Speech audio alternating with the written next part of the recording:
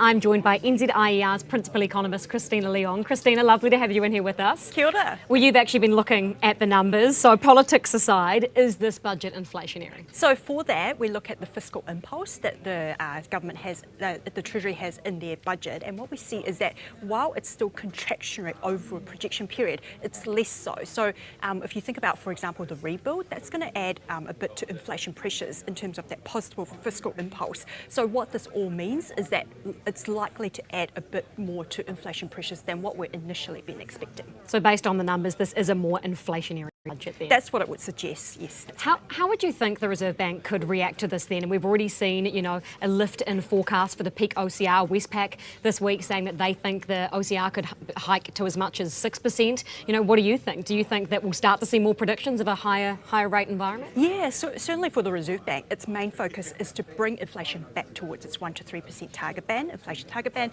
And with that in mind, the fact that this budget suggests that it would boost inflation in the New Zealand economy, it does bring up the potential for a bit more in terms of interest rate increases down the track. Treasury is saying that we're not going to be in a recession this year or next. How does that stack up to other economists' market forecasts at the moment? So overall, our core expectation is that the New Zealand economy will narrowly miss a recession. Now, part of this reflects the fact that there's going to be the rebuild, given the severe weather conditions, the storms that we had early this year. So what this means is that with part of that rebuild helping to stimulate activity, we don't expect that there will be a recession. However, that said, of course, there is going to be that high degree of uncertainty, and do acknowledge that the risk of recession is still there.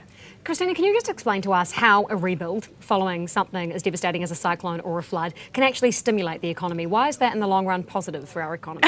So in the first instance, the destruction to crops, infrastructure and property, it does represent a wealth loss for the economy. So you can think of it as you're starting from a lower base. But that said, from that, you do need to rebuild the economic activity that comes about out of that. It then will put upward pressure in terms of growth rates. So that's where you can think of it as growing a bit more, but from a lower level, given that wealth destruction that we've had.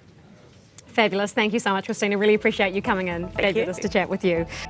Thanks for checking out our YouTube channel to stay up to date with all the latest news from the New Zealand Herald.